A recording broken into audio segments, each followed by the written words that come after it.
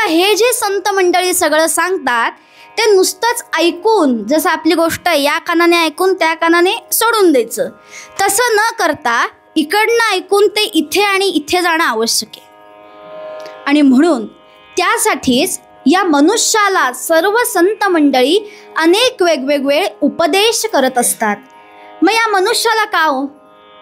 तर बघा, आपल्याला अनेकदा, आता आपण सगळे इतके ज्येष्ठ आहात, आपण सगळ्यांनी अनेक कीर्तनं ऐकली आहेत ज्यामध्ये आपण ऐकलंय की हा मनुष्य जन्म दुर्लभ आहे, हा आपल्याला कित्येक जन्मांनी मिळालेला आहे. मग त्याचं काय करावं? सार्थक करा. सार्थक म्हणजे सार्थक नाव नाही हो, ते जन्म, तो जो जन्म आहे तो जन्म फलद्रूप करा. नाहीतर कसं होतं, एक आपल्याला श्लोककार सांगतातच, आला आला प्राणी जन्मासी आला, केला केला वाढला थोर झाला, केला केला व्यापही सर्व केला. आणि काय? गेला गेला बापुडा व्यर्थ गेला, पंढरीनाथ महाराज की जय. जन्माला आला, ज्याप्रमाणे वयानुरूप शास्त्रानुसार मोठा झाला, जीवनामध्ये जे जे काही आवश्यक आहे त्या सर्व गोष्टी केल्या आणि बापुडा व्यर्थ गेला. काय त्यांनी साध्य केलं? काहीही नाही. आणि म्हणून तिथे आपल्याला सर्व संत मंडळी सांगतात की तुम्ही हे साध्य करा. आणि त्याविषयीच सांगताना, त्यातील एक भाग सांगताना, हा सागर आहे हो एवढा ज्ञानाचा, त्यातला अगदी बिंदू पण नाही, त्या बिंदूंहून छोटासा भाग आपण बघतोय. आणि ते सांगताना म्हणून म्हणतात की तुम्ही काय करा, तर त्या सांगण्याकडे लक्ष द्या. हे कुणाचे बोलेत? भगवंताचे बोलेत. म्हणून ज्ञाने विण जे जे कळा, ते ते जाणावी अवकळा, ऐसे भगवंत बोलिला, चित्त द्यावे त्याच्या बोला. आणि त्यामुळे हे कसं आहे, ज्ञान एक ज्ञानची सार्थक, बाकी सर्व निरर्थक. दास म्हणे ज्ञाने विण, प्राणी जन्मला पाषाण, पुंडलिक वरदे हरी विठ्ठल. कीर्तनाची जणू नांदी करावी लागते. आपल्या सगळ्यांना माहिती आहे नाट्यसंगीताची नांदी असते, तसं कीर्तनाची नांदी जरा आज उशिरा केली आहे, पण तरी आपण नांदी म्हणूयात. काय होई नांदी? की कीर्तनामध्ये आजकाल आम्हाला सांगावं लागतं, जेव्हा आपण गजर करतो तेव्हा तो गजर केलाय म्हणून करू असं नको, त्याच ताकदीने केलं तर तो जरा बरा वाटतो कानांना सुद्धा आणि शरीराला सुद्धा. म्हणजे जरा झोपेमध्ये गेला असेल तर जरा आवाजाने जागृत होतं शरीर. आणि काय नामसाधना होते आपली. सामूहिक उपासनेला आत्ताच्या काळामध्ये अत्यंत महत्त्व आहे. आणि आज जर आपण या युगामध्ये सामूहिक उपासना केली नाही तर पुढे आपलं भवितव्य अवघड आहे. आपण सर्व हे जाणतो जगामध्ये काय घडतंय ते. बाकीच्या धर्मांमध्ये उपासना त्यांची सामूहिक सुद्धा आहे, मग आपलीच उपासना का बरं कमी पडते? हा आपण विचार करायला हवा. आणि म्हणून या अशा कीर्तनांद्वारे तो सामूहिक उपासना या नामगजरामधून होते. ती सामूहिक गजरामध्ये हे आपल्याला तर नाम योगी गोंदवलेकर महाराज आपण म्हणतो, त्यांनी तर नामाला सर्वप्रथम महत्त्व दिलंय. मग ते नाम सतत आपल्या मुखाने सामूहिकरित्या सुद्धा आपण गाऊयात. आणि कीर्तन किंवा कुठलीही कला ही काय हो, तर तो संवाद आहे. कुणामधला संवाद आहे? श्रोता आणि वक्ता यांमधला संवाद आहे. मी कीर्तन सादर करते, तुम्ही ऐकताय इथपर्यंत नाही आहे. मी जे सांगते ते तुम्हापर्यंत पोचतंय का हे तुमच्या चेहऱ्यावरनं आम्हाला कळतं. हो, अगदी काही कीर्तनामध्ये सुद्धा गडबड झाली बोलताना तर लगेच कपाळावर आठ्या आल्या की समजायचं काहीतरी गडबड झाली आहे. मग हे कधी घडतं? हा संवाद चालू असतो, अव्यक्त का होईना पण हा संवाद आहे. आणि त्यासाठी नाम महत्त्वाचं आहे. म्हणजे ते मनाला, शरीराला, तन मन याला जागं ठेवतं आणि उपासनाही घडते. म्हणून असा मध्ये मध्ये जेव्हा येऊ तेव्हा गजर करूयात. सुदैवाने आपल्याला खांब कमी आहेत, तो एक बरं आहे. खांब जास्ती नाही आहेत त्यामुळे सगळे जागे राहतील. पंढरीनाथ महाराज की जय. त्याप्रमाणे असं हे ज्ञान आहे. इथे अर्थ घेताना आत्मज्ञान असा अर्थ घेणं अपेक्षित आहे बरं. आणि त्या आत्मज्ञानाशिवाय सर्व व्यर्थ आहे. आणि म्हणून समर्थ रामदास स्वामी सांगतात की जो हे ज्ञान जाणत नाही तो काय आहे? प्राणी जन्मला पाषाण. समर्थ रामदास स्वामींनी त्याला पाषाण म्हणजे दगडाची उपमा दिलेली आहे. आता उपमा सकाळी खायचा असतो. उपमा म्हणजे सांगितलेलं आहे की जो पाषाण म्हणजे काय? ज्याला कशाचं काही नाही, जो मनाने सुद्धा कोरा आहे, बुद्धीने सुद्धा कोरा आहे, तो पाषाण. म्हणून असं पाषाण जर व्हायचं नसेल तर हे जे काही सगळं सांगितलंय संत मंडळींनी ते आत्मसात करणं आवश्यक आहे. मग तुम्ही म्हणाल ठीक आहे, आता आत्मज्ञान इथे अर्थ कळला, ज्ञानाचा, अभंगाचा सुद्धा अर्थ कळला, पण मुळात आत्मज्ञान म्हणजे काय हो, हा आता प्रश्न पडला असेल आपल्याला. तर आत्मज्ञान या विषयाकडे जाण्याच्या आधी या विश्वाकडे बघण्याच्या 3 दृष्टी सांगितलेल्या आहेत. प्रत्येक मनुष्य जो या विश्वाकडे बघतो, जो या विश्वामध्ये जगामध्ये वावरतो, तो या कुठल्या 3 पैकी एका दृष्टीने वावरत असतो. मग त्या दृष्टी कोणत्या? लगेच सुभाषिताचा आधार घ्यायचा, श्लोकाचा आधार घ्यायचा. विश्व निर्जीव दृष्टी भौतिक, भूतात चैतन्य दृष्टी आध्यात्मिक, आत्मतत्व श्रेष्ठ दृष्टी आत्मिक, 3 दृष्टी मनुजाच्या. विश्वाकडे बघण्याच्या 3 दृष्टी सांगितल्या. पहिली दृष्टी म्हणजे भौतिक दृष्टी. दासबोधात सुद्धा याचं विवरण आहे हो, समर्थांनी केलेलं. मग ती भौतिक दृष्टी म्हणजे काय? विश्वामध्ये जे जसं आहे तसं त्याकडे बघणं म्हणजे भौतिक दृष्टी.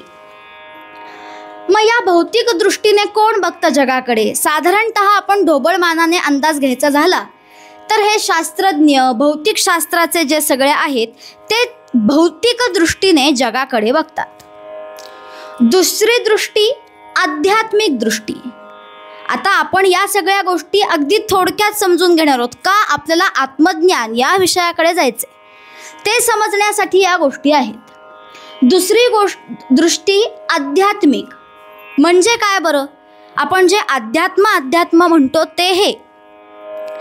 तर ही जी पंचमहाभूत आहेत, म्हणजे पृथ्वीवर ज्याला आपण पंचमहाभूत म्हणतो, पृथ्वी, आप, तेज, वायू आणि आकाश, या पंचमहाभूतांच्या अधिपत्याखाली ही सगळी सृष्टी चालते. पण आध्यात्मिक दृष्टी म्हणजे या पंचमहाभूतांच्या वर ज्याची सत्ता आहे असा कोणीतरी देव आहे आणि ते एकच नसून वेगवेगळ्या देवता त्या महाभौतिकांना, त्या पंचमहाभूतांसाठी आहेत, त्यांना शरण जाणं म्हणजे आध्यात्मिक दृष्टी, ज्या सदरामध्ये आपण सर्वसामान्य जण मोडतो. आणि तिसरी दृष्टी म्हणजे आत्मिक दृष्टी. ती दृष्टी म्हणजे जो परमात्मा आहे तो या चराचरामध्ये एकच आहे आणि त्या परमतत्वाचा मी अंश आहे, अहम ब्रह्मास्मी, असं जी दृष्टी मानतात ती म्हणजे आत्मिक दृष्टी, ज्यालाच आत्मज्ञान असं आपण म्हणतो. म्हणून या 3 पद्धतीने, या 3 दृष्टीने प्रत्येक मनुष्य जगामध्ये वावरत असतो. कोणी भौतिक, कोणी आध्यात्मिक, तर कोणी आत्मिक दृष्टीने. आणि या 3 दृष्टी जसं आपण वावरतो त्यासाठी काही साधना आवश्यक आहेत, ज्या साधनेचा आपण अंगीकार करून जात असतो, जी म्हणजे कर्म साधना आणि योग साधना. विषय सुटसुटीत आहे, 3 दृष्टी 2 साधना. पण कर्म म्हणजे काय? जे आपण दररोज करतो, नित्य नैमित्तिक, तो पुढचा आणखीन विस्तृत विषय. ती सर्व म्हणजे नित्य नैमित्तिक काम्य ही कर्म झाली. नित्य जी दररोज करतो, नैमित्तिक जी काही निमित्ताने करतो, ही सर्व कर्म. आणि योग म्हणजे काय तर अष्टांग योग, नियम, ध्यानधारणा, समाधी या सगळ्या गोष्टी योग मार्गाखाली येतात. तर या कर्म आणि योग मार्गाने मनुष्य एकाचा अंगीकार करून साधना करत असतो. पण या दोन्हीही मार्गांचा अवलंब करताना आपल्याला गीता असं सांगते, गीता म्हणजे कोण? आपली शेजारीण नाही, भगवद्गीता. भगवद्गीता आपल्याला असं सांगते की या मार्गांना भक्ती मार्गाची जोड दिली तर ती सर्वात महत्त्वाची आहे. का? कारण नुसता कर्म मार्ग अवलंबला, नुसता योग मार्ग अवलंबला तर तिथे पुढे जाऊन अहंकार निर्माण होण्याची शक्यता असते. आणि तो अहंकार निर्माण होऊ नये म्हणून भक्ती मार्ग तो शरणागत भाव आपल्याला शिकवते. म्हणून भक्तीमध्ये राहून या साधनांचा अवलंब करणं आवश्यक आहे. मग इथपर्यंत आपल्याला कळलं की या 3 दृष्टीने आपण जगताकडे बघत असतो आणि कर्म मार्गाने किंवा योग मार्गाने आपण आपलं जीवन भक्तीच्या जोडीने पुढे नेत असतो.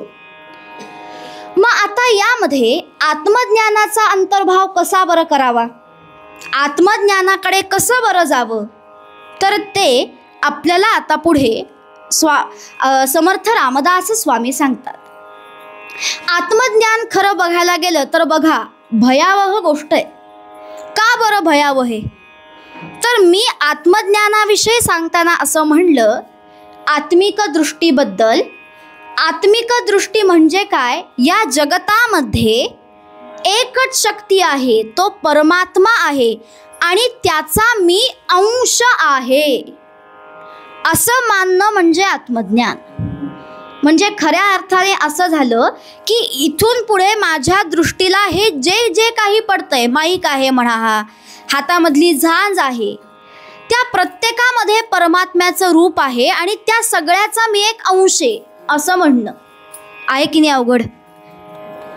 म्हणजे आता जर समजा खुर्ची असेल, खुर्चीचा विचार केला तर खुर्चीला जर असं आपण म्हणलं की खुर्ची माझाच अंश आहे, बसू का तिच्यावर जाऊन? समजा बैल म्हणलं, आता बैल आपल्याला लोक म्हणतात ती गोष्ट वेगळी. इथे आपण जर समजा असं धरलं की एखाद्या बैलाला नांगराला जुंपायचं आहे, पण जर आपण असं म्हणलं की आता तो माझाच अंश आहे, मग त्याला नांगराला कसं जुंपू? आहे की नाही अवघड? म्हणजे जर माझ्या समोर जी जी वस्तू आहे तो माझाच अंश असं मी जर म्हणलं तर मग पुढे जीवन नेणार कसं? पण तिथेच आपल्याला सर्व शास्त्रकार आणि संत सांगतात भूयात कर्मसु कौशलम. हे जे काही तुम्ही कर्म करताय आत्मज्ञानाच्या दृष्टीने ते कसं करा? कुशलतेने करा. आणि ती कुशलता, तो योग आपण साधणं आवश्यक आहे. की खरंच बैल नांगराला जुंपायचा याचा अर्थ असा होत नाही, तर ज्या पद्धतीने मी माझ्या देहाची काळजी घेतो त्या पद्धतीने त्याची सुद्धा काळजी घेणं हे म्हणजे आत्मज्ञान.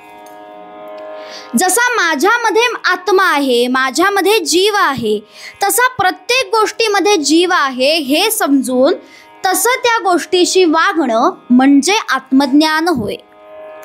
आणि म्हणून बघा हा विषय म्हणलं अभंग वाटतो सोपा, पण जेव्हा आपण त्या आत्मज्ञानाकडे त्याची व्याख्या बघायला जातो किंवा तो विषय म्हणजे काय बघायला जातो तेव्हा आपल्याला कळतं की किती अवघड आहे. आणि त्यासाठीच आपल्याला संतांनी स्वतःच्या वागणुकीतून त्यांचे उदाहरणं दृष्टांत देऊन ठेवले. मग असं आत्मज्ञान कोणाला बरं झालंय? असे आत्मज्ञान झालेली अनेक संत सज्जन आपल्यामध्ये आहेत, होऊन गेले. त्यांचं उदाहरण जेव्हा आपण लक्षात घेतो तेव्हा आपल्याला कळतं हे म्हणजे आत्मज्ञान. मग असं उदाहरण कुठलं आहे बरं? ज्यांना आपण शांतीब्रह्म असं म्हणतो अशा एकनाथ महाराजांचं उदाहरण. एकदा झालं असं, पैठणमध्ये एक कापडी आला. कापडी म्हणजे काय तर जो कावड घेऊन गंगा ते रामेश्वर तीर्थयात्रा करतो त्याला कापडी असं म्हणतात. आणि तो तीर्थयात्रेवरनं आला आणि बरोबर गंगा घेऊन आला. आता तो जेव्हा आला हे कळलं तेव्हा लोकांनी अर्थातच गंगा घेण्यासाठी, ते तीर्थ घेण्यासाठी त्याच्याकडे गर्दी केली. तो सगळ्यांना त्या कमंडलूमध्ये म्हणा किंवा त्यांनी बरोबर जे काही साधन आणलं होतं त्यामध्ये ती गंगा देतोय. नाथ सुद्धा गेले होते. नाथांनी सुद्धा त्या कमंडलूमध्ये गंगा दिली त्या कापडीने आणि नाथ महाराज पुन्हा घराकडे येऊ लागले. आता येता येता असं झालं की वाटेमध्ये एक मरणासन्न अवस्थेला पोहोचलेलं गर्दभ त्यांना दिसलं, गाढव त्यांना दिसलं. आणि आता जेव्हा हे नाथ महाराजांनी बघितलं तेव्हा ज्या वेगाने कोणी त्याच्यापाशी जाईल आणि त्याला पाणी देईल त्या वेगाने नाथ महाराज धावत धावत त्याच्यापाशी गेले. का हो, ते आता मरायला टेकलं होतं. जर त्याला पाणी दिलं नाही तर ते मरून जाईल. त्या धावत धावत पद्धतीने धावत धावत नाथ महाराज त्याच्यापाशी गेले आणि पुढचा मागचा विचार केला नाही. कसला विचारो, अहो ही गंगा रामेश्वरून मरून आली आहे, त्याचं पाणी या गाढवाला द्यायचं, असा कसलाही विचार न करता ती गंगा त्या गाढवाच्या मुखामध्ये त्यांनी ओतली. हे आत्मज्ञान.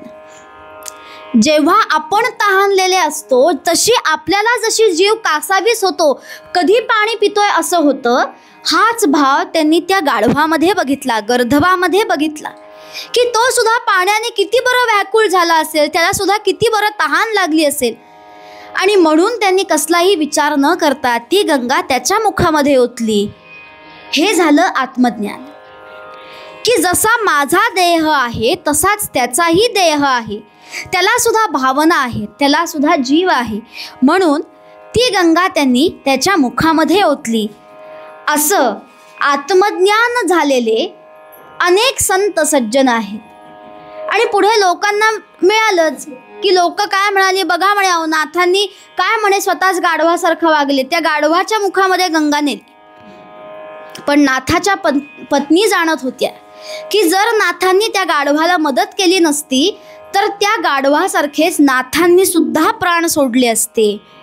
हे आत्मतत्व, हे आत्मज्ञान की तो परमात्मा हा माझा अंश आहे हे जाणून त्याला मदत करणं, त्याच्याशी तसं वागणं, हे झालं आत्मज्ञान. आणि म्हणून असं आत्मज्ञान या अनेक दृष्टांतांवरून आपणही लक्षात घ्यावं. गोष्ट अवघड खरी, पण आपला अभ्यास याविषयीच्या आणखीन गोष्टी ऐकून, आणखीन उदाहरणं ऐकून, त्याविषयीचा स्वाभ्यास करून, स्वतः अध्ययन करून, हे जाणून घेऊन त्याच्या प्रयत्नात राहणं हे सर्वात आवश्यक आहे. म्हणूनच आपल्याला निरूपणाच्या अभंगामध्ये समर्थ रामदास स्वामी हाच विषय सांगतात की काय करावं, ज्ञाने विण जे जे कळा ते ते जाणावी अवकळा. जे काही ज्ञान आहे, ज्ञान म्हणजे आत्मज्ञान, त्या आत्मज्ञानाचा विचार तुम्ही करा, त्याच्याशिवाय बाकी कसलाही विचार तुम्ही करू नका. जसं की बघा, एखादा विद्यार्थी असतो, त्याच्या शालेय जीवनामध्ये त्यांनी काय करणं आवश्यक असतं, अभ्यास करणं आवश्यक असतं. पण अभ्यास सोडून तो नाही मला 100 रुपयाचा इंक पेनच हवा, मला ती 500 रुपयाची जी डिव्हायडेशनची बुक असते 4 सब्जेक्ट बुक तीच हवी आहे, माझ्या कंपासला स्टिकरच हवा आहे, मला हेच दप्तर हवं, यामध्येच तो वेळ घालवत बसला आणि अभ्यास हा केलाच नाही तर त्याचं जीवन सार्थक होईल का? त्या पद्धतीने हे जे काही मुळात आत्मज्ञान आहे त्याविषयी प्रयत्न करा. बाकीच्या सगळ्या गोष्टी या क्षुल्लक आहेत, अवकळा आहेत, हे जाणा. हेच आपल्याला समर्थ रामदास स्वामी निरूपणाच्या अभंगामध्ये सांगतात. आणि म्हणून ते सांगताना म्हणतात की हे बोल कोणी सांगितलेत, अहो प्रत्यक्ष त्या भगवंतानी ते बोल सांगितलेत. त्या बोलांकडे लक्ष द्या, त्या आत्मज्ञानाचा अभ्यास करा. जसं मी उदाहरण दिलं ते स्वानुभवाचा विषय आहे, त्याचा अनुभव घेणं आवश्यक आहे. म्हणून या अनेक दृष्टांतांमधून, या अनेक संतांच्या चरित्रातून ते कसे वागले, ते लक्षात घ्या, अनेक गोष्टी ऐका आणि आपणही समाजामध्ये वागताना तसं वागण्याचा प्रयत्नशील असावं, म्हणजे ती उंची आपल्याला गाठता येईल. हेच सांगताना मूळ अभंगामध्ये समर्थ रामदास स्वामी तुम्हा आम्हाला हाच संदेश निरूपणाच्या अभंगामध्ये देतात.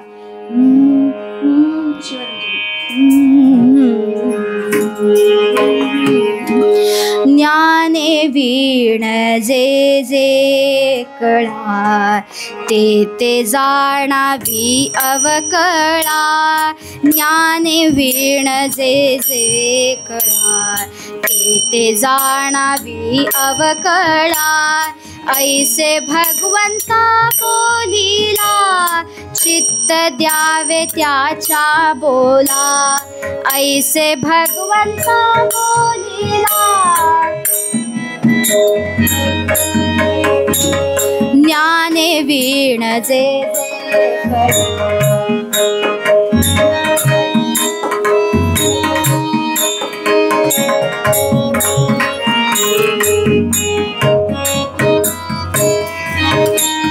ज्ञाने वीण जे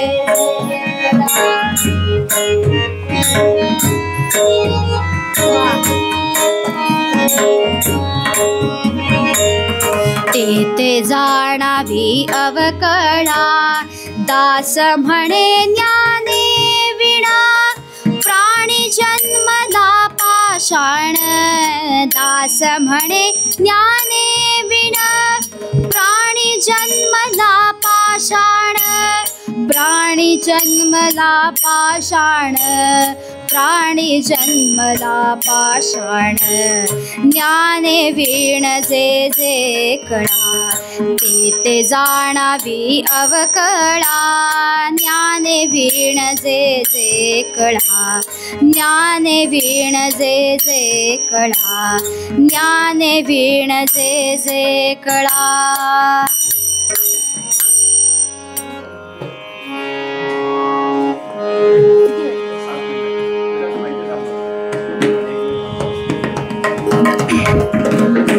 हो गाणं आहे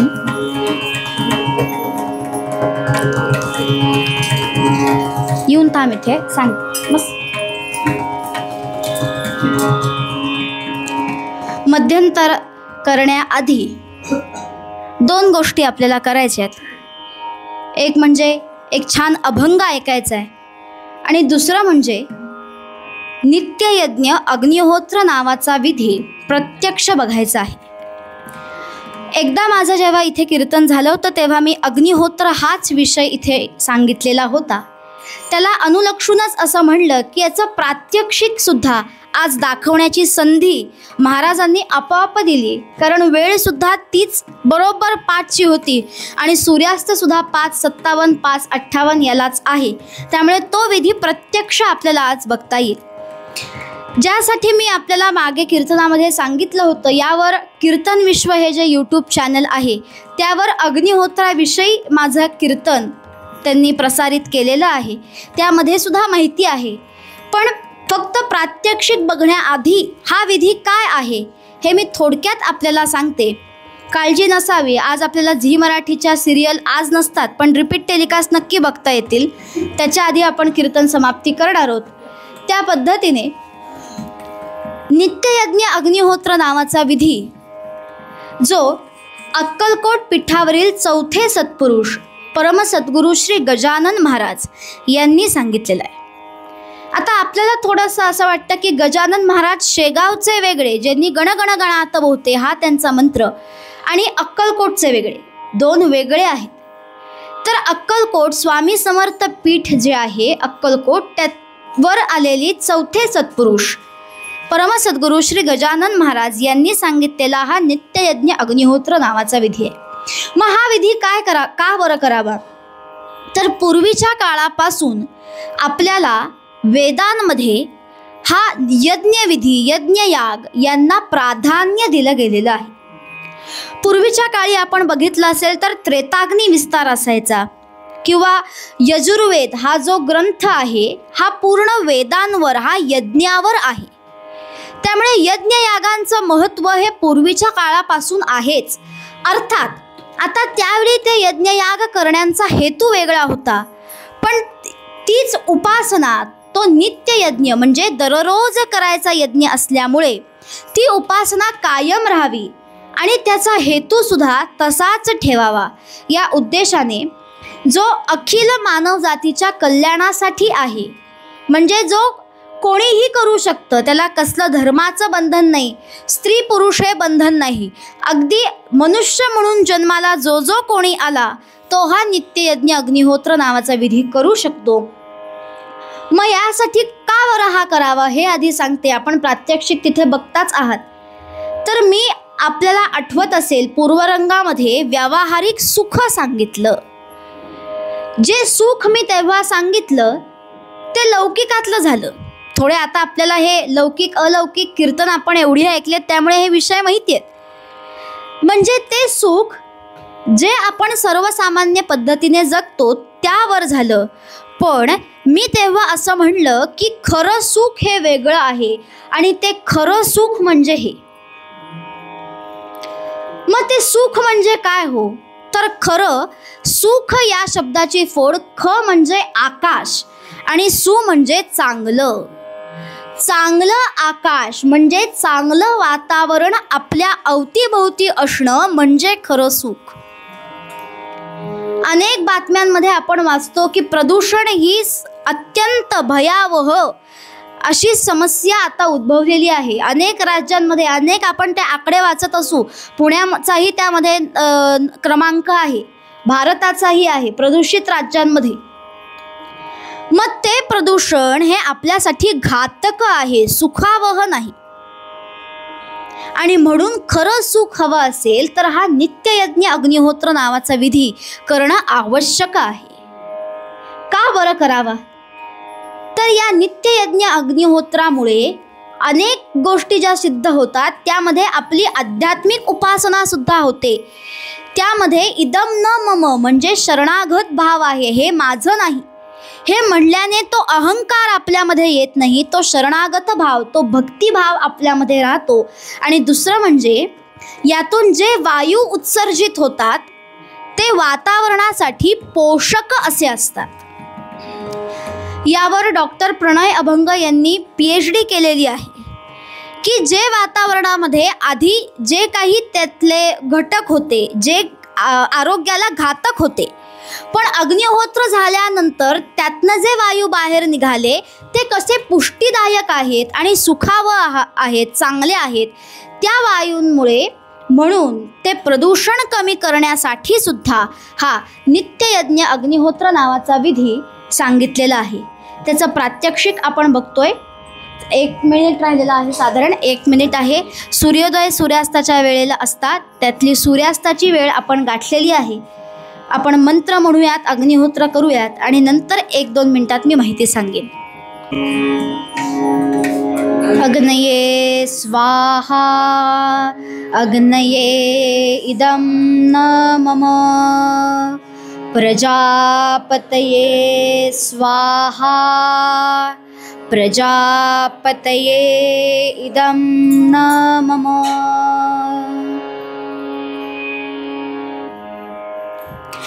जेव्हा या 2 आहुती दिल्या जातात इथे हा अग्निहोत्र विधी संपतो. मग आता हा का करावा हे आपण सांगितलं. यासाठी आपण इथे प्रत्यक्ष बघू शकता सामुग्री जी लागते ते पिरॅमिड आकाराचं, म्हणजे ते जर आपण पात्र उलटं धरलं तर पिरॅमिड आकार आपल्याला दिसतो. मग त्या आकाराचंच पात्र का? तांब्याचं पात्र किंवा मातीचंही मिळतं. तर पायरो प्लस अमिड अशी त्या शब्दाची फोड होते. अमिड म्हणजे अग्नी, पायरो म्हणजे अग्नी आणि अमिड म्हणजे मध्यभागी ज्याच्या अग्नी आहे तो पिरॅमिड. आपण इजिप्शियन संस्कृतीमध्ये आपल्याला माहिती आहे का पिरॅमिड आकाराचंच पात्र, तर ज्याच्यामध्ये अग्नी आपण आहुती देतो आणि त्याला 3 सोपान कडा आहेत. म्हणजे त्या कडा ज्या आहेत त्या ह्यानी जो नियम आहे वैदिक शास्त्राचा, विज्ञानाचा, त्याने एखादी गोष्ट जेव्हा आपण देतो आणि ती जेव्हा बाहेर यायची असते तेव्हा त्याला गती, मोशन लॉ याच्याप्रमाणे त्या सोपानांद्वारे तो वायू फिरून त्या गतीने बाहेर हवेमध्ये उत्सर्जित होतो, म्हणून ते पिरॅमिड आकाराचं पात्र आहे. गोवंशाच्या गोवऱ्या आपण त्यासाठी रचल्या आहेत. गोघृत आहे म्हणजे गाईचं तूप वापरलेलं आहे.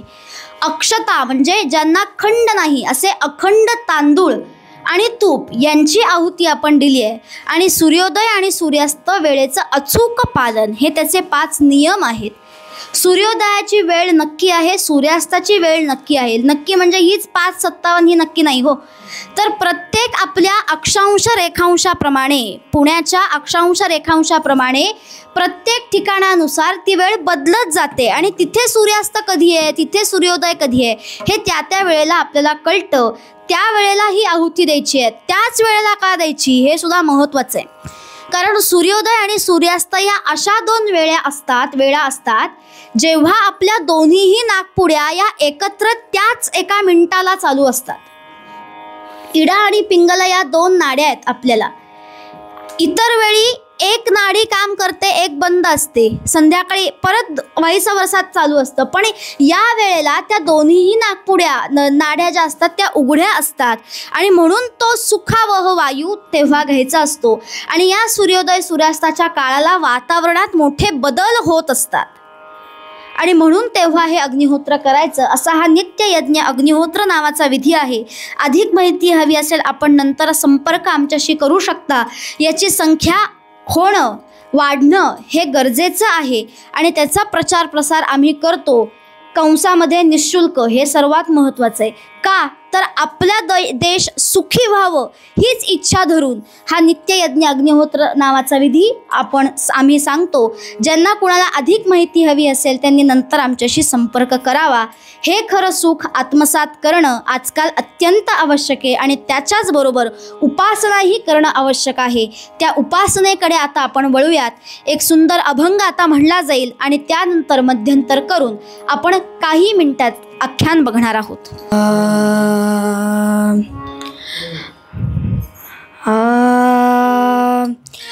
अबीर गुलाल उधळीत रंग, अबीर गुलाल उधळीत रंग, नाथा घरी नाचे माझा सखा पांडुरंग, नाथा घरी नाचे माझा सखा पांडुरंग, अबीर गुलाल उधळीत रंग, रंग रंग, अबीर गुलाल उधळीत रंग, नाथा घरी नाचे माझा सखा पांडुरंग, नाथा घरी नाचे माझा सखा पांडुरंग,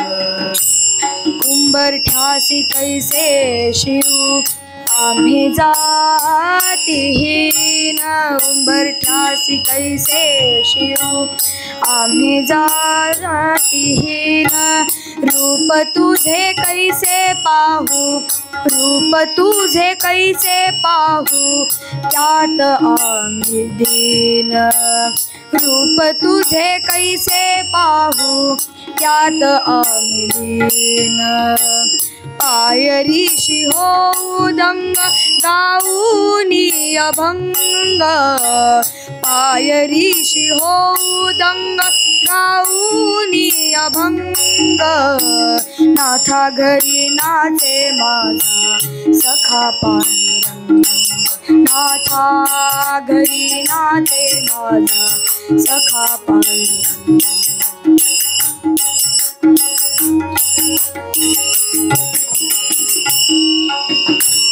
वाळवंटी गाऊ आम्ही वाळवंटी नाचू, वाळवंटी गाऊ आम्ही वाळवंटी नाचू, चंद्रभागेच्या पाण्याने, चंद्रभागेच्या पाण्याने अंग अंग न्हाऊ, चंद्रभागेच्या पाण्याने अंग न्हाऊ विठ्ठलाचे नाम घेऊ विठ्ठलाचे नाम घेऊ विठ्ठल विठ्ठल विठ्ठल विठ्ठल विठ्ठल विठ्ठल विठ्ठल विठ्ठल विठ्ठल विठ्ठल विठ्ठल विठ्ठलाचे नाम घेऊ भक्त होती दंग नाथा घरी नाचे माझा सखा पांडुरंग नाथा घरी नाचे माझा सखा पांडुरंग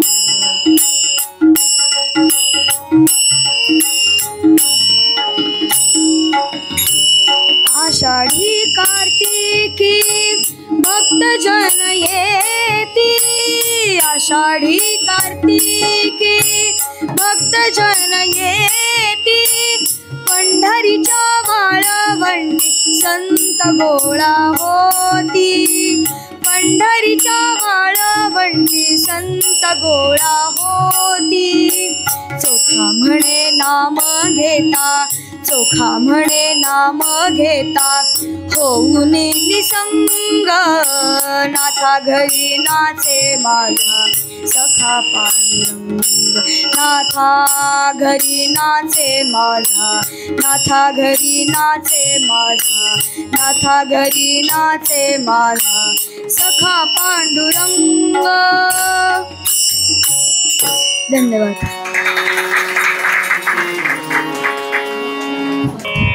मध्यंतरामध्ये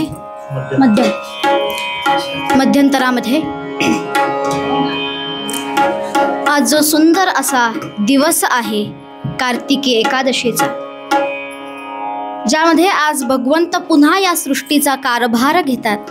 चातुर्मासामध्ये देवशयनीला जे निद्रिस्त होतात, अहो इतकं काम करायचं म्हणजे त्यांनाही विश्रांती हवी ना हो थोडी. आणि त्या 4 महिन्यांमध्ये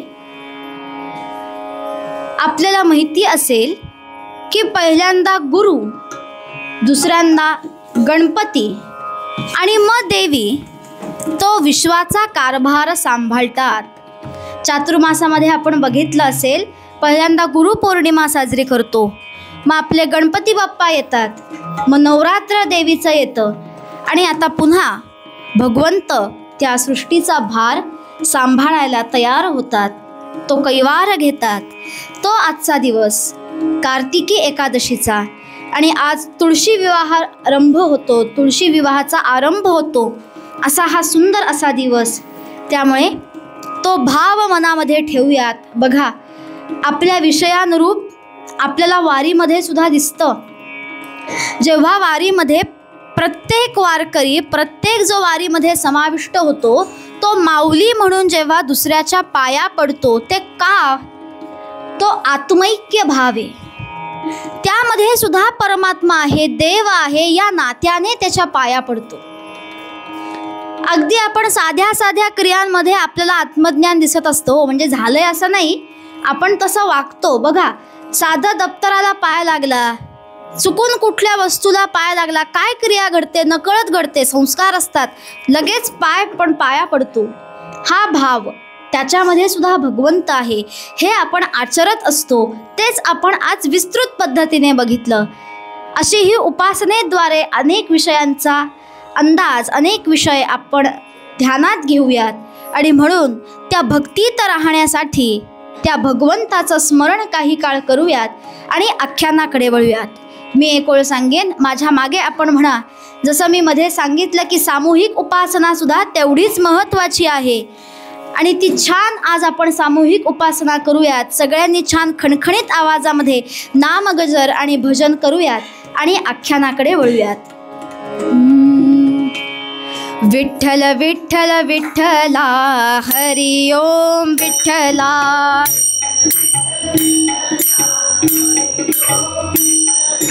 विठ्ठल विठ्ठल विठ्ठला हरि ओम विठ्ठला,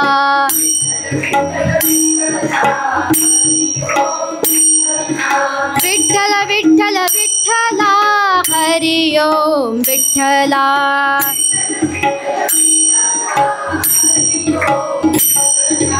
विठ्ठल विठ्ठल विठ्ठला हरि ओम विठ्ठला.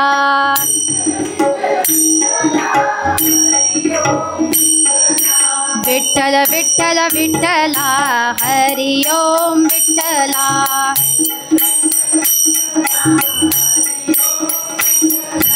विठ्ठल विठ्ठल विठ्ठला हरि ओम विठ्ठला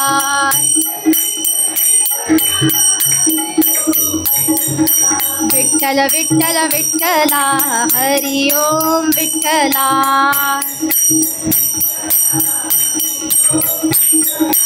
विठ्ठल विठ्ठल विठ्ठला हरि ओम विठ्ठला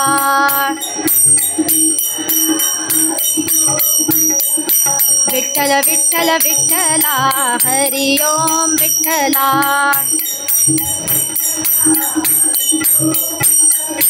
विठ्ठल विठ्ठल विठ्ठला हरि ओम विठ्ठला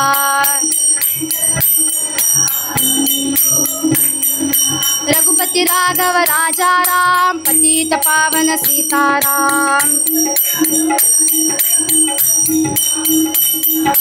रघुपति राघव राजा राम पतित पावन सीताराम रघुपति राघव राजा राम पतित पावन सीताराम रघुपति राघव राजा राम पतित पावन सीताराम रघुपति राघव राजा राम पतित पावन सीताराम रघुपति राघव राजा राम पतित पावन सीताराम रघुपति राघव राजा राम पतित पावन सीताराम रघुपति राघव राजा राम पतित पावन सीताराम रघुपति राघव राजा राम पतित पावन सीताराम श्री स्वामी समर्थ जय जय स्वामी समर्थ श्री स्वामी समर्थ जय जय स्वामी समर्थ बोला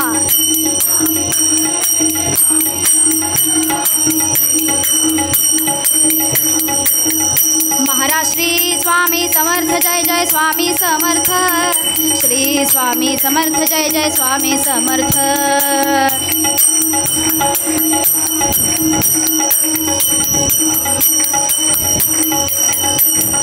रघुपति राघव राजा राम पतित पावन सीताराम रघुपति राघव राजा राम पतित पावन सीताराम रघुपति राघव राजा राम पतित पावन सीताराम रघुपति राघव राजा राम पतित पावन सीताराम विठ्ठल विठ्ठल विठ्ठला हरि ओम विठ्ठला विठ्ठल विठ्ठल विठ्ठला हरि ओम विठ्ठला विठ्ठल विठ्ठल विठ्ठला हरि ओम विठ्ठला विठ्ठल विठ्ठल विठ्ठला हरि ओम विठ्ठला विठ्ठल विठ्ठल विठ्ठला हरि ओम विठ्ठला विठ्ठल विठ्ठल विठ्ठला हरि ओम विठ्ठला पंढरीनाथ महाराज की जय पुंडलिका वरदे हरि विठ्ठल श्री ज्ञानदेव तुकाराम प्रभु श्री रामचंद्र की जय आर्य सनातन वैदिक हिंदू धर्म की जय भारत माता की जय जय जय रघुवीर समर्थ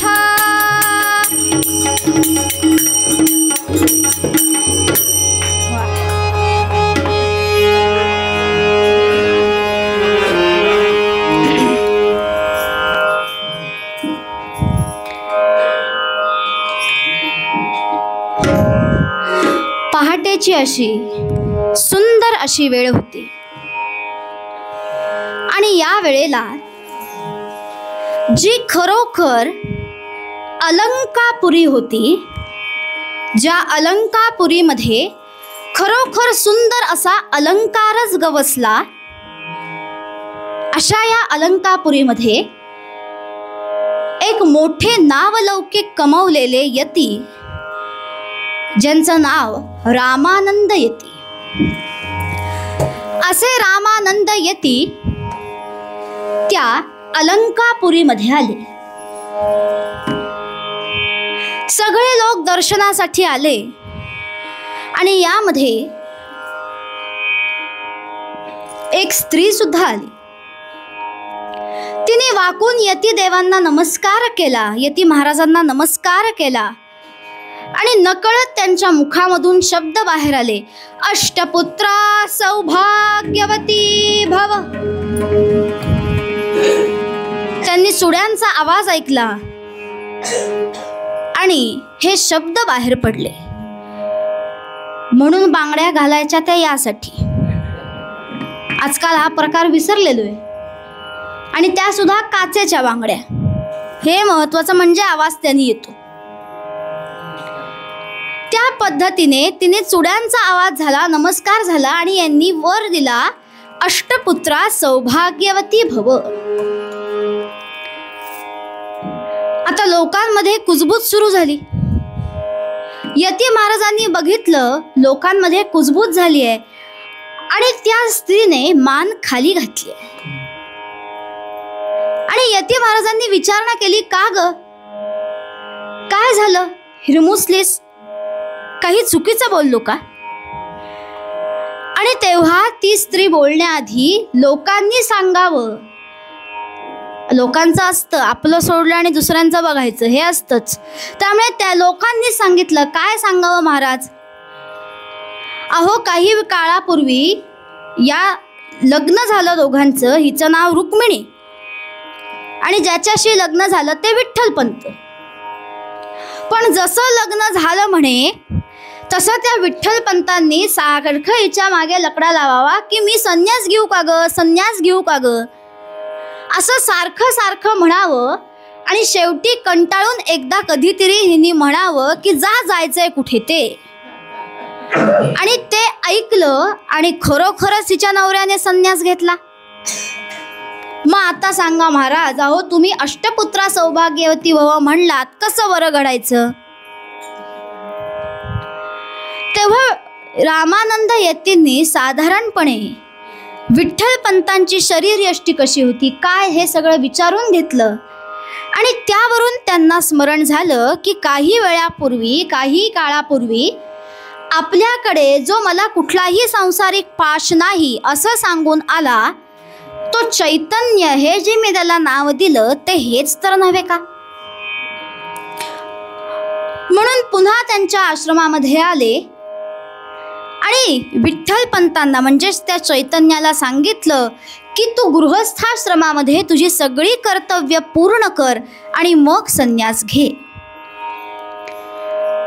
म्हणून विठ्ठलपंत पुन्हा गृहस्थाश्रमामध्ये आले आणि हेच त्यांनी केलेली चूक आळंदीकरांना मान्य झाली नाही.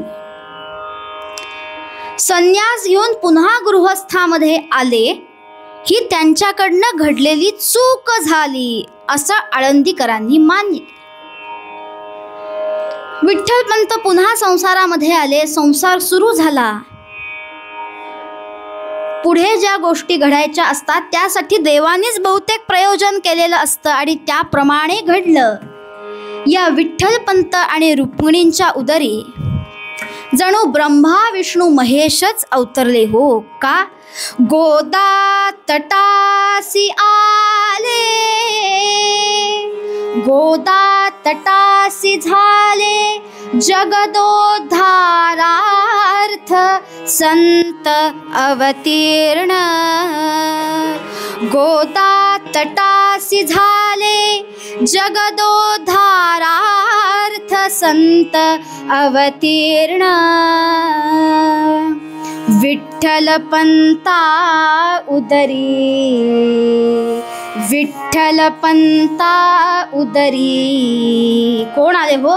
निवृत्ती ज्ञानदेव सोपान. रामा रामा रामा हरे रामा रामा रामा रामा सीतापते रामा रामा रामा रामा रघोत्तमा रामा रामा रामा रामा सीतापते रामा रामा. या विठ्ठलपंतांच्या उदरी निवृत्ती, ज्ञानदेव, सोपानदेव आणि मुक्ताई या 4 भावंडांचा जन्म झाला. दोघांनाही अतिशय आनंद झाला.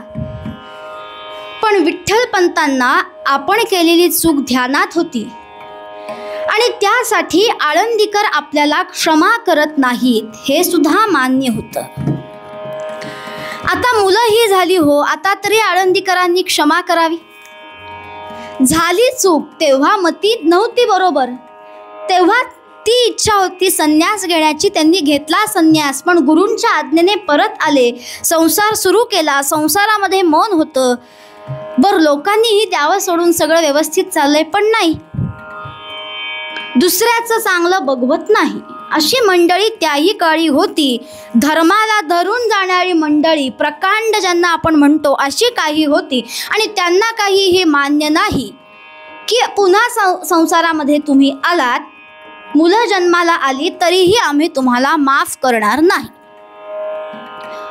आळंदीकरांचं म्हणणं काय, तुम्ही हे जे काही चूक अपराध केलेला आहे त्याला एकच प्रायश्चित्त, देहांत प्रायश्चित्त, त्याशिवाय आम्ही माफ करणार नाही.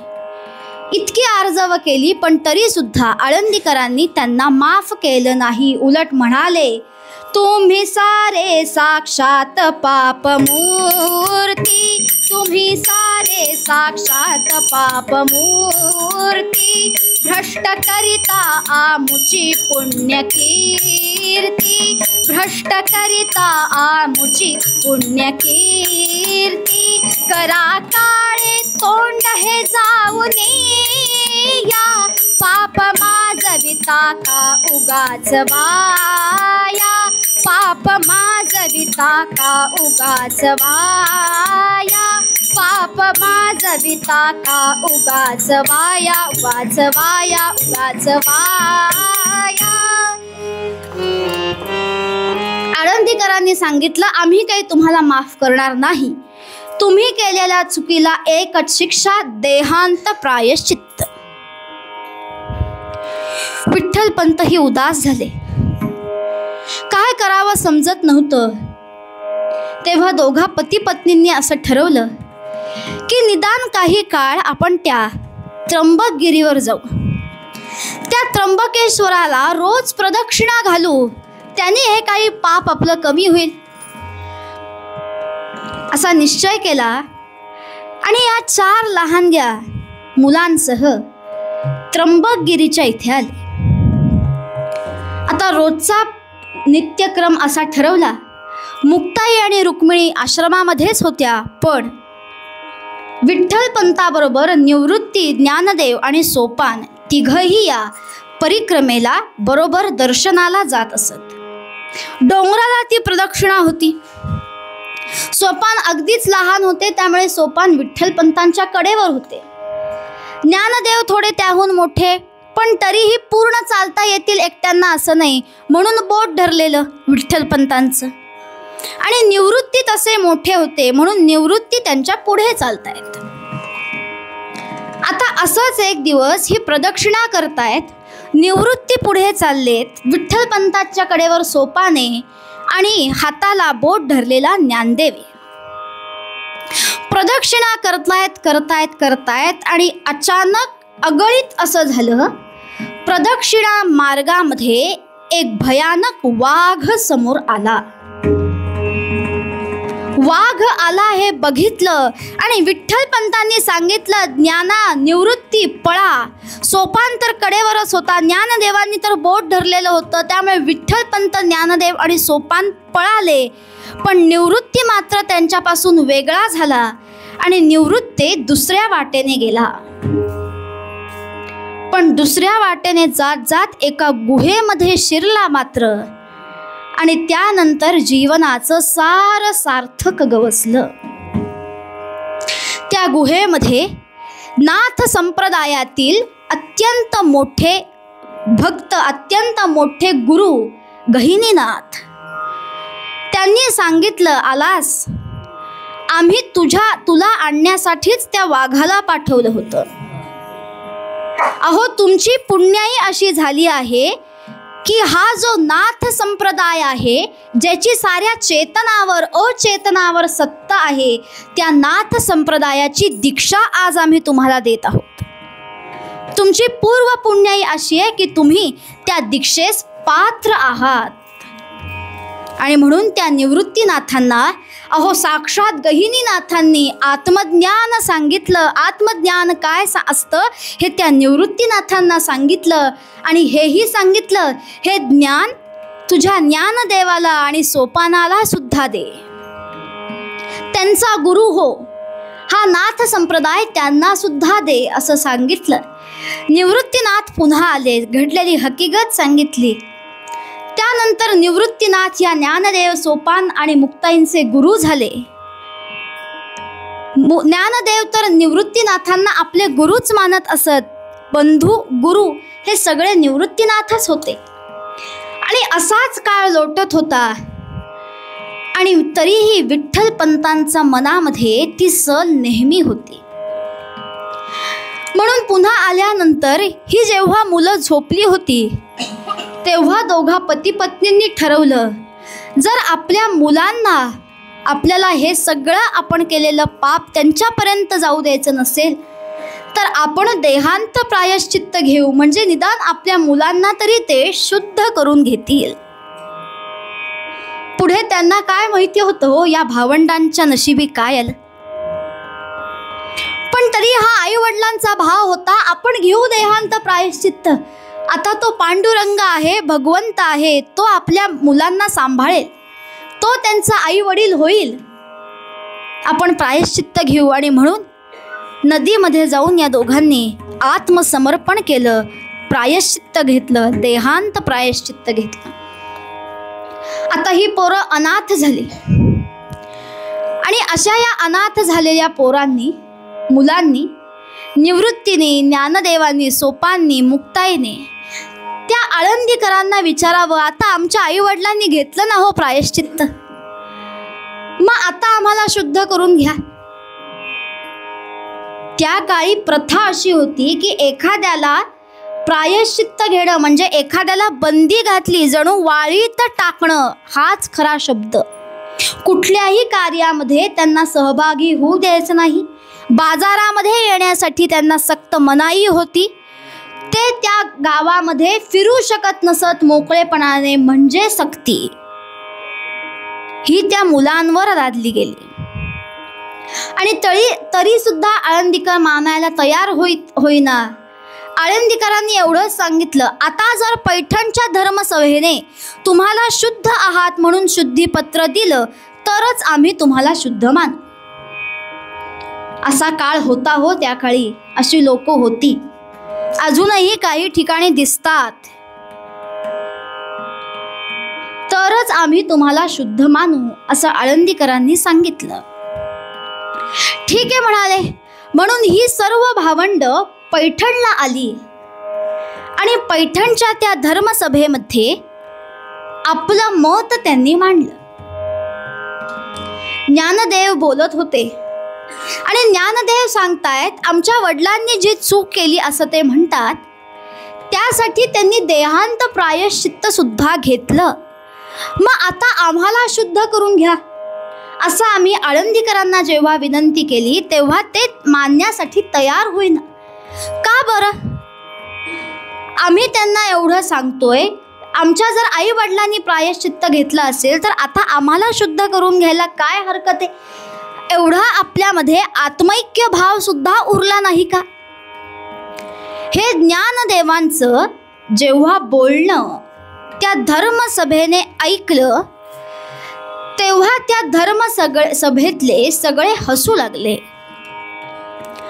अहो, ज्ञानदेव काही मोठे नव्हते, अगदी 8-9 वर्षाचे तेव्हा. आणि तेव्हा हसायला लागले. का हो? तर या एवढीशा मुलाने कशावर बोलावं? आत्मैक्यावर बोलावं. म्हणजे काय? तर आत्म्याच्या एकतेविषयी बोलावं. तुमच्या माझ्यामध्ये जो आत्मा आहे त्याविषयी बोलावं. कुणी? या एवढीशा मुलांनी. हे त्या पंडित म्हणवणाऱ्या धर्मसभेतल्या लोकांनी ऐकलं आणि हसायला लागले. लोकांना संधी हवीच असते फजिती करण्याची, आणि म्हणून त्यातल्याच एका विद्वानाने म्हणलं, हे खरे विद्वान नव्हेत हो, समर्थांनी दासबोधामध्ये पढत मूर्ख असं त्यांना म्हणलेलं आहे. त्यांनी जणू त्यांना सांगितलं, काय रे म्हणे, एवढूस तू पोर आणि बोलतोस कशावर? तर त्या आत्मैक्यावर. आत्मैक्य म्हणजे काय माहितीये का रे तुला? म्हणे आत्मैक्य म्हणजे आत्मा समान असणं. मग जर असं म्हणतोस तर हे बघ, हा जो बाहेर उभा आहे ना रेडा, त्याचंही नाव ज्ञान आहे. जर आत्मैक्य म्हणतोस तर तू जसे हे जे काही थोडेफार मंत्र म्हणतोस ना, त्याच्या मुखातून म्हणून दाखव. असं जेव्हा त्या धर्मसभेतल्या एका विद्वानाने सांगितलं, तेव्हा नाईलाजाने आपली पूर्व पुण्याई ज्ञानदेवांना खर्च करावी लागली. का? चमत्कार तिथे नमस्कार. आणि म्हणून ठीक आहे म्हणाले. उठून त्या रेड्याजवळ गेले. त्या रेड्याच्या मस्तकावर आपला हात ठेवला आणि म्हणाले, ज्ञाना म्हण माझ्या बरोबर. आणि असं जेव्हा म्हणलं, त्या सभेमधल्या सगळ्या लोकांनी, पैठणातल्या सगळ्या लोकांनी हे बघितलं. रेड्याच्या मस्तकावर हात ठेवून ऋग्वेदातल्या अग्निसुक्तातली पहिली ऋचा रेडा म्हणू लागला, ओम अग्निम इळे पुरोहितम. हे तो रेडा म्हणतोय हे बघितलं. आणि तिथे सगळी धर्मसभा सुद्धा अचंबित झाली. या मुलांची योग्यता त्यांना कळली.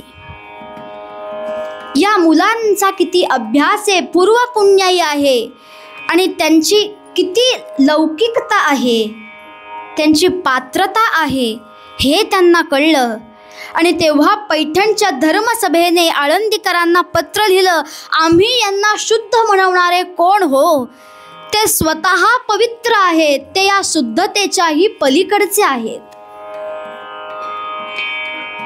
ते पत्र आळंदीकरांना दाखवलं, पण तरीही आळंदीकर मानायला तयार होईना.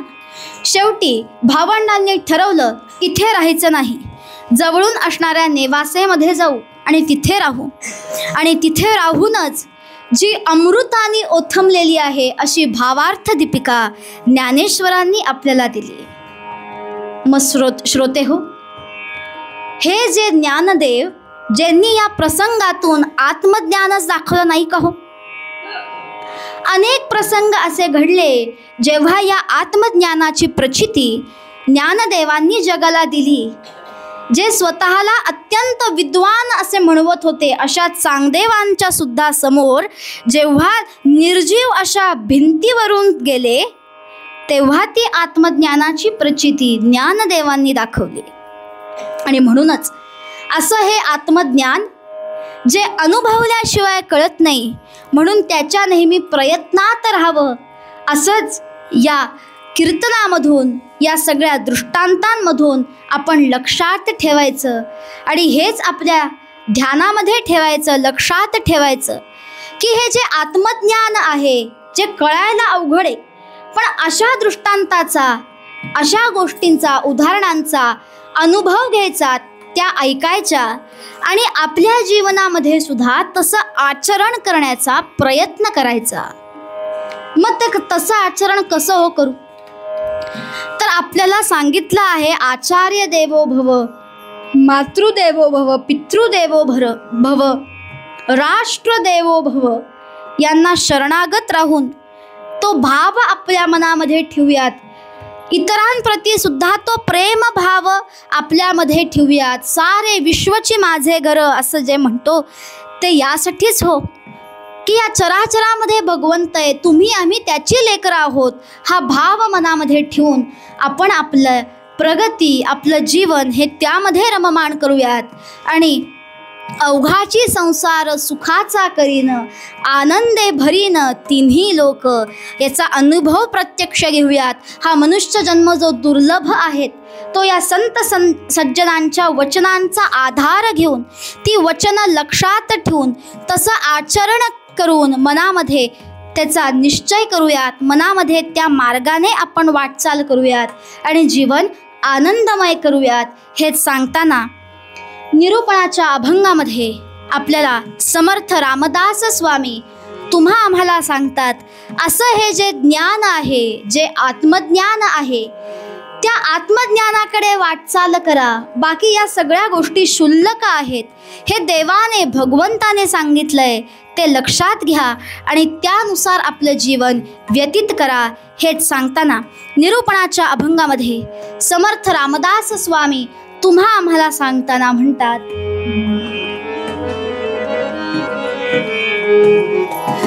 ज्ञाने वीण जे जे कळा, ते ते जाणावी अवकळा. ज्ञाने वीण जे जे कळा, ते ते जाणावी अवकळा. ऐसे भगवंत बोलीला, चित्त द्यावे त्याच्या बोला. ज्ञाने वीण जे जे कळा, ते ते जाणावी अवकळा.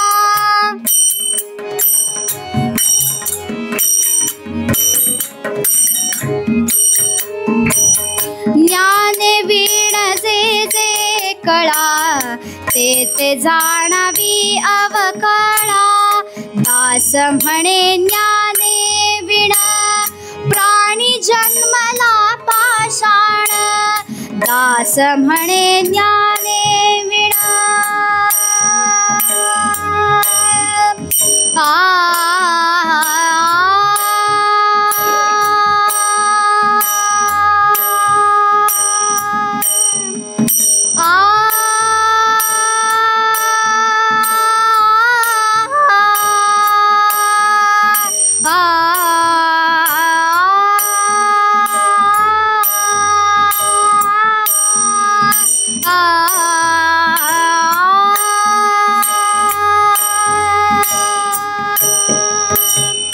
दास म्हणे ज्ञाने वीण, प्राणी जन्मला पाषाण. प्राणी जन्मला पाषाण, प्राणी जन्मला पाषाण. ज्ञाने वीण जे जे कळा, ते ते जाणावी अवकळा. ज्ञाने वीण जे जे कळा, ते ते जाणावी अवकळा. ज्ञाने वीण जे जे कळा, ते ते जाणावी अवकळा.